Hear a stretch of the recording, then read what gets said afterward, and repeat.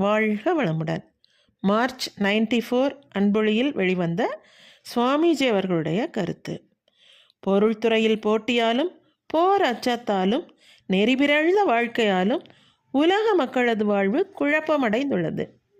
இக்குழப்பத்திலிருந்து மனித குலத்தை மீட்க அரசியல் தலைவர்களையோ விஞ்ஞானிகளையோ தொழிலதிபர்களையோ மத தலைவர்களையோ எதிர்பார்த்திருக்க முடியாது.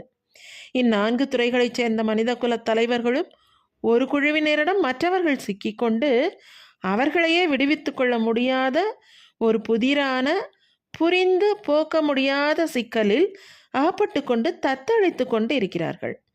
இவர்களது கூட்டு சிக்கல் என்ற வெள்ளத்தில் மனித குலமே அடித்து செல்லப்பட்டு கொண்டு இருக்கிறது.